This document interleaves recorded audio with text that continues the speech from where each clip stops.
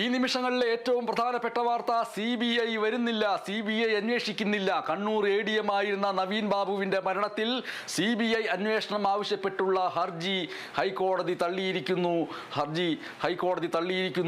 CBI അന്വേഷണം ഇല്ല. നവീൻ ബാബുവിന്റെ ഭാര്യ മഞ്ജുഷയുടെ ഹർജിയിൽ ജസ്റ്റിസ് കൗസർ എടപ്പകത്തിന്റെ ബെഞ്ചാണ് വിധി പറഞ്ഞിരിക്കുന്നത്. CBI അന്വേഷണം ഇല്ല. CBI അന്വേഷണം വേണം. ആത്മഹത്യ ചെയ്തതല്ല, കെട്ടിത്തൂക്കിയതാണ്, കൊന്നിട്ട് കെട്ടിത്തൂക്കിയതാണ്.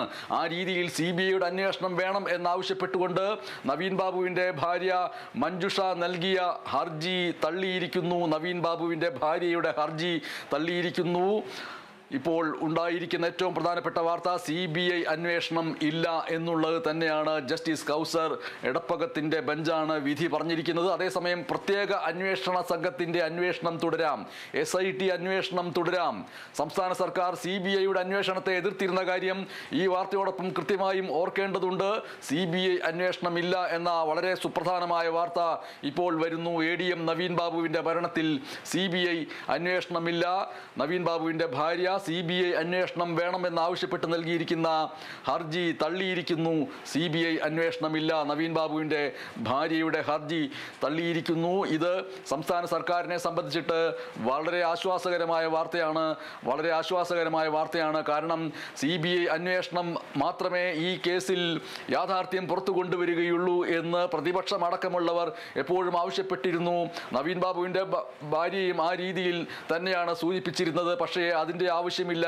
പ്രത്യേക അന്വേഷണ സംഘത്തിന്റെ അന്വേഷണം തുടരാം എന്നാണ് CBIയുടെ അന്വേഷണം വേണമെന്ന ഹർജി തള്ളിക്കൊണ്ട് ഇപ്പോൾ ഹൈക്കോടതിയുടെ ബെഞ്ച് വിധി പ്രസ്താവിച്ചിരിക്കുന്നത്. അതുകൊണ്ട് തന്നെ അങ്ങേയറ്റം സുപ്രധാനമാണ് ഈ വാർത്ത. കണ്ണൂർ ADM ആയിരുന്ന നവീൻ ബാബുവിന്റെ മരണത്തിൽ CBI അന്വേഷണം ആവശ്യപ്പെട്ടുള്ള ഹർജിയിൽ ഹൈക്കോടതിയുടെ വിധി വന്നിരിക്കുന്നു. CBI അന്വേഷണം വേണ്ടതില്ല. വിവരങ്ങളുമായിട്ട് ഭദ്ര ചേരുന്നു. നവീൻ ബാബുവിന്റെ ഭാര്യ മഞ്ജുഷയുടെ ഹർജി തള്ളിക്കൊണ്ട് ജസ്റ്റിസ് കൗസർ എടപ്പകത്തിന്റെ ബെഞ്ച് എന്തൊക്കെ കാര്യങ്ങളാണ് സൂചിപ്പിച്ചിരിക്കുന്നത്?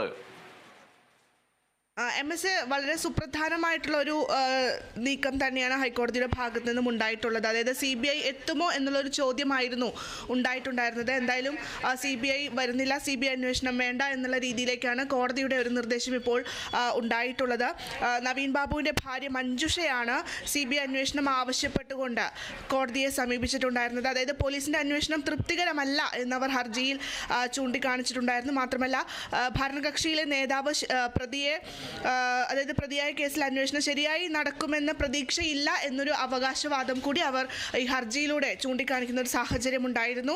അതുപോലെ തന്നെ കൊലപാതകമാണോ എന്ന സംശയമുണ്ട്, കൊലപ്പെടുത്തി കെട്ടിത്തൂക്കാനുള്ള സാധ്യതയും തള്ളിക്കളയുന്നില്ല എന്നും മഞ്ജുഷ പറഞ്ഞൊരു ഘട്ടം പോലും ഉണ്ടായിരുന്നു. എന്തായാലും പോലീസ് അന്വേഷണത്തിൽ തങ്ങൾക്ക് അത്ര തൃപ്തിയില്ല എന്നൊക്കെ പറഞ്ഞെങ്കിലും ഇപ്പോൾ അതൊക്കെ കോടതി തള്ളിയിരിക്കുന്നു എന്ന് വേണം ഈ ഒരു വിധിയിലൂടെ നമുക്ക് മനസ്സിലാക്കാൻ വേണ്ടി.